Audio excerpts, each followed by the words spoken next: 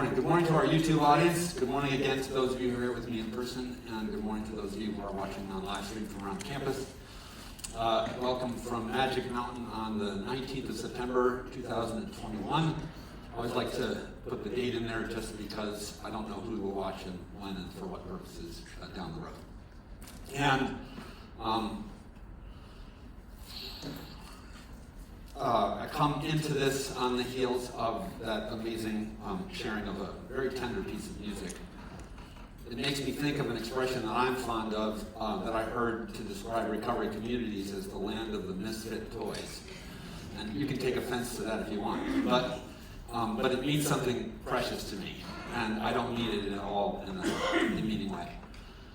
So I wanted to start my message this morning with a visual and an image that I have in my imagination of a place where the earth meets the sea and a cliff, and where the trade winds batter the cliff sort of incessantly, and yet there's a habitat of small, almost like bonsai trees that have managed to sort of eke out their survival on the edge of this, on the edge of the sea. And so you can imagine that if you were to go and look at the trees, they would all be bent a certain way, and they'd be like gnarled and twisted from the one side, but maybe if you're approaching from the land side, you wouldn't even know that they had this,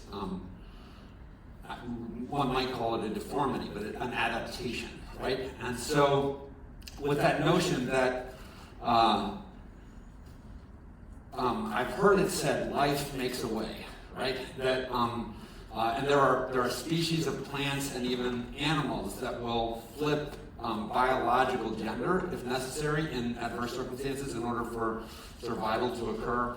There is something about life that is ferociously tenacious, and it will. We've all met people who you would think should never have made it through stuff that make it through things, and that's kind of where I'm asking us to think a little bit about, is this extraordinary power that exerts itself in organisms within the ecosystem. And because of that, because we are organisms within our ecosystem, within our very selves, that fights for life. And one of the things that you can see if you take a look at that and see how it has developed in human beings is that we fight for life in a world of challenge and battering through protecting the feeling of safety and recognizing and responding as best we can to the perception of threat. So danger is like triggers, and this is where I believe, I'm not saying I understand it all in terms of like cause, but this is what drives emotions. And emotions are part of this survival mechanism that exists in the human being.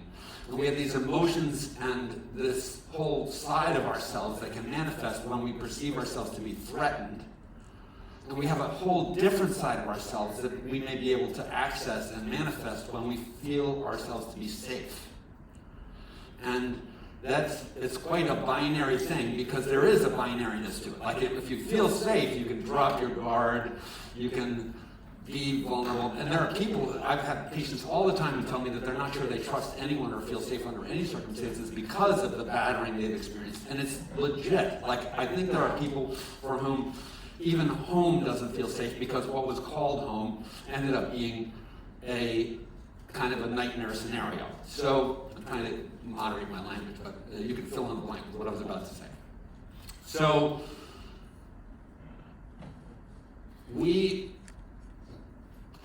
also, there's something peculiar about, there's a lot of things that are peculiar about human beings, but one of the distinctives of the human organism is our post-birth pseudo-gestation period.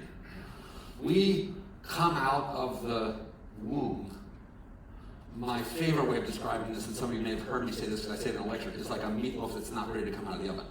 We're a very undercooked meal. right? And I don't mean that, I'm not advocating cannibalism here. I'm just talking about, like, in terms of is it ready for prime time yet? No, the neonatal infant is not ready for prime time. We swaddle the child and hug it and give it skin-to-skin contact. We're not marsupials, so we don't have a bio pouch in which to insert the child like the kangaroo does. But we're pretty close in that sense. We keep our children, in an optimal sense, we keep our children very, very close for an extraordinary long period of time. And there are markers, like in certain traditions, age of like 11 to 13 is called the age of accountability. I think that's a joke, by the way. I don't know. At 13, you shouldn't have called me accountable, and it's like a bizarre notion that somehow like I've got everything figured out. And when I was growing up, 18 was the marker. Like 18 was adulthood. It was 18 you could drink, 18 you could vote, 18 you could go to war. Like those were the things that marked this kind of transition period. But later on, 18 went to 21 under the drunk driving sort of lobbying influences, and so then we started elongating as a society the period in which we looked at development kind of concluding. And today, brain scientists tell us it's around 25. And actually a little later for males, sorry for this side of the room, than for females. So, and some of us have known this, that women get their act together in a lot of ways faster than girls than boys. And so I'm married to a woman who's a couple years older than me, and I guess that evens me out, right? So, or does it put me at a greater gap? Anyway, I can't do the arithmetic.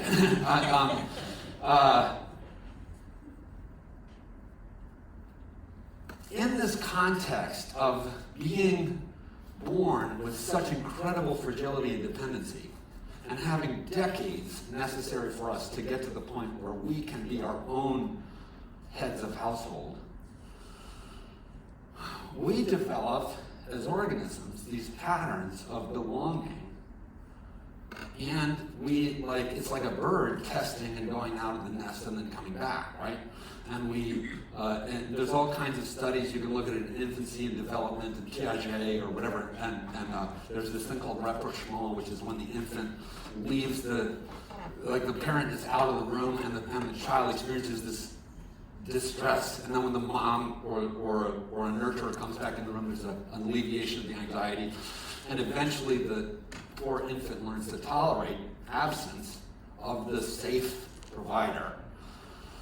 But if you think about us like these weary trees on the edge of a cliff, like all we're doing is learning to survive adversity, right? And we eventually learn to survive adversity just as we get old enough that then we begin to go out in the world. And what we do in order to survive, if you sort of condense and oversimplify the story, is then we become nesters for the young, right? We leave our own households to only form our own next household. I really experienced this last night. I had a grandchild curled up next to me, and I had our kids, my stepson and his wife, and my wife's son, and daughter-in-law, and then the two granddaughters. That's a 3-generation set of nests, right? Like Judy, my wife, nested Jason, the boy, and then Jason has the girls. And we hand this on, this sort of sense of protectedness and of providing safe sanctuary. And if, God forbid, the sanctuary of home is not safe, then the poor being is especially wounded and damaged. I believe that to be true. And many of you here at the Patients work on what we call family of origin issues, which makes it sound nice and sort of tidy. But I'm telling you, sometimes they are grim stories. When I hear about the circumstances of some of your upbringings, it just makes me want to weep. It's awful. And it makes me understand why trust and safety become issues, right? So, in the midst of all of that, we have this development of a capacity within ourselves to long for safety and to fear adversity, which is just normal. There's nothing wrong with it. It doesn't mean there's something wrong with me that I try to protect myself from stuff I'm afraid of, and I try to attach myself to things I feel safe in. But one of the most powerful ways I've come to understand the disease of addiction is by seeing it as a phenomenon that influences the brain at this level, at the survival level, at the pre-cognitive level, at the animalistic mammal level, where the longing for safety gets misattached to, for example, heroin, or alcohol, or gambling, or compulsive and less than nurturing sexual activity. Like, I have this apparatus and I have this yearning to sort of find safety, and it's like, will you be safe, will you be safe, will you be safe, will you be safe, will you be safe, is how my biology is wired, is trying to determine. And then what I'm going to do is I'm going to cluster and try and create an environment of safety against which I may look at the world and go, that is not safe, right? So a lot of the problems that we have in our society have to do with the demonization of the other and the sort of idealization of our nuclear tribe, and this drive for belonging and safety is so primal and so powerful that it's not surprising in a way that we become ferociously protective of these bonds when all of a sudden somebody comes into our circle and says, your attachment to alcohol, or your attachment to cocaine, or your attachment to crystal meth, or your attachment to gambling is really, really kind of causing so much ruckus in the circle in which you live that we would really like to see you unattached from that and get back to the attachments that you're supposed to be finding safety and security in. But your hackles may have risen up at the intervention, and I thought, who the heck are you to tell me? And this is part of the problem of improvement of a certain kind of hazardous situation. We have a tree falling off the cliff, and we want to sort of have it not fall off the cliff. And so one of these is the other trees are like almost trying to grab and protect it, but the tree is terrified of that action, thinking it's pushing it into the water. And how do we get past that is part of the science and struggle of an addiction clinic, a place where you come to find freedom from your unhealthy mooring to something that has been at one time seemed safe. I remember I felt such safety in Johnny Walker Red. It was like, even when I would grab the handle off the fridge, and I don't mean to overly trigger anybody, but like the crack of the metal ring on the top of the bottle probably was already, my biochemistry was soothing. And then the ice cubes in the glass and the tinkle of the liquid and the smell, and before it was even in my throat, I was already like, oh. They say that when a person who is jonesing for heroin gets to the ATM and they have a hookup arranged and they get the money, already they begin to reduce the phenomenon of withdrawal because of the anticipatory experience of satisfaction and pleasure is enough to decrease the crisis. So I do have a point, and I need to make sure all of that was background to saying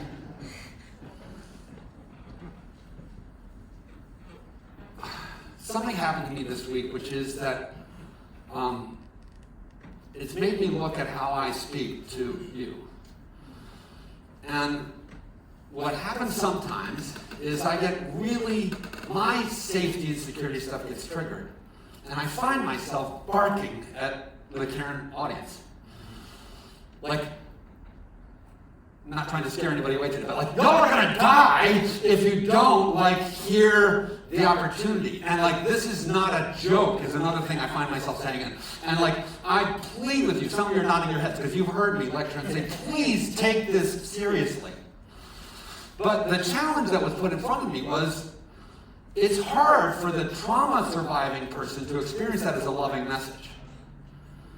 And I'm like, oh, shoot. Because the last thing I want to do is scare one of our most broken members of this land of misfit toys away,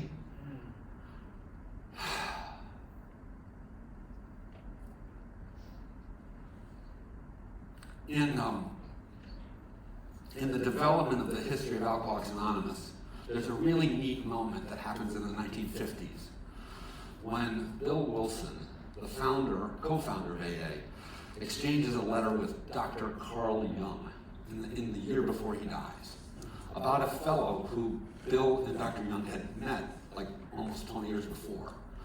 Each of them separately trying to help this guy. His name was Roland. And in their discussion about Roland, Dr. Jung, this brilliant co-founder of the psychoanalytic movement, tells Bill Wilson in a letter, he reminds Bill Wilson of an ancient thing. So thousands of years ago, literally this happens, thousands of years ago, some writer writes a poem, and its opening line is this, translated into English from Hebrew. As the deer pants for water, so my soul longs for you. And the you of that poem, the object of the address, is God. So this ancient writer writing this ancient song or poem or whatever it is, it's a psalm in the Hebrew collection of psalms. In the 42nd Psalm, the opening line is, as the deer pants for water, so my soul longs for you. It speaks to this primal longing. And one could argue that maybe human beings conjure the idea of God in part as this sort of ultimate parent and safe home and sanctuary, because the world is so adverse that at times we need to have this sort of belief. And I believe in God. I've gotten over my atheism. But if you are staunchly atheist, that's totally cool. I'm happy, and I believe that one of the things that's beautiful about Caron and about recovery communities is the way belief in God becomes actually kind of optional. But this longing is not. In other words, the longing is not an option. You can't choose to not long. You can't choose to not long for safety, and you can't choose to not be threatened by adversity, because it's wired into your very biology. It's part of how life protects itself. And Carl Jung postulated, which I think is fair, that we all have this kind of primal longing that eventually, in one sense, you could think of as ultimately seeks longing in the source, in the mother. Notice I said female, like in this idea of from which we all come. And then what Dr. Jung says in his letter to Bill Wilson is, isn't it interesting? In many languages, alcohol is referred to as spirits. And you sort of know that, right? We do that in English. We say alcohol is a form of spirits. At least I grew up with the kind of commonplace use of the term spirits meaning alcohol. And that meant also like, cleaning up alcohols and all those sorts of things. But what Dr. Jung said to Bill Wilson is, then we could talk about Roland's problem, this is a person who suffered from the disease of addiction, as being in a battle of spirit, the longing for God, versus spirits, the longing for Johnny Walker, right? And that what we have is a longing need that gets moored to these ultimately unsatisfying wells that disconnect us from our loving nature and relationships. And the most powerful antidote that I know to this is not somebody yelling at somebody who's trapped. It's actually wooing. It's love. It's the ability to make a person who is trapped in this sort of lost zone hear that it is safe to come out of the turtle shell of addiction, poke your head out, and begin to sort of experiment with real relationship. And I cannot guarantee you that AA or Smart Recovery or Dharma Recovery or any of these sorts of things will be absolutely perfectly pure, and once you get a sponsor, they will never betray you or you'll never hurt again. I cannot, because unfortunately, we live in a fragile world, and But it's a little bit the old Shakespeare thing. It's better to love and lose than never to love at all. This is the dilemma that I believe we face as addicts, is this profound aloneness in the trap of our addiction to these misshapen substitutes for real relationship. And that when you work with your treatment team and they want to have an opportunity to speak with your family, it's because we want to help you knit yourself ultimately into healthy relationship. And when we tell you we want you to explore us the recovery support community, whether that's AA or SMART or Recovery Dharma, it's because doing this alone is not likely to work. In other words, and you would never tell an infant to abandon their family and go live on the street. But interestingly, when our patients say, "Oh, I don't need any of that," I'm like, ugh, you do. You absolutely do. And there's nothing wrong with needing.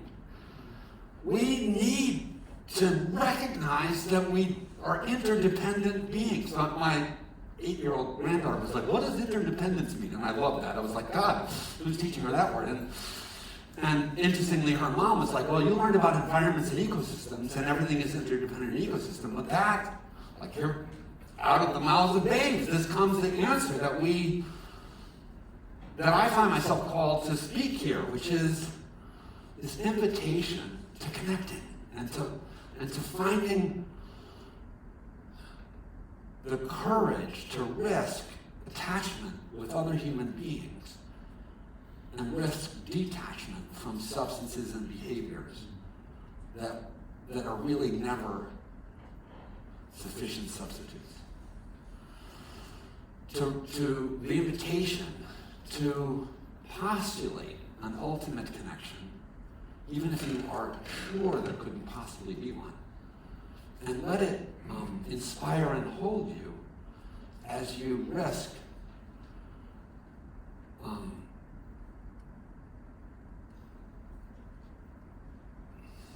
a different way of surviving in this challenging world.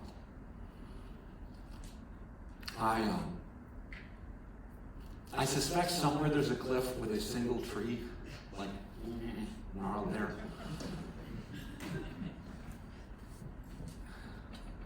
But I don't ever want to be that. And I hope you don't either. So, if I'm inviting you to get a focus, it's on love. And risking accepting love from us as providers here, and accepting love with one another. And even when you have drama on the unit and you're like, ugh, I hate that person, whatever, that's like a practice session for life. So I often believe that the dramas that enact themselves in treatment here are I don't like that everything happens for a reason. Dictum, there's a great book that was recently published. Everything happens for a reason, and other lies I like to believe in, is the title of the book. But I can make everything useful. That's the thing that the tree has to do in order to survive, is it has to make everything useful. And so whatever the horrible backstory is, you have a chance today to begin to move towards health and healing and flourishing. And what health and healing and flourishing looks like is belonging in community, by definition. That's how we thrive. That's how human beings were evolved to thrive, and that's what we really need. So attach is the antidote to use. And I hope you can risk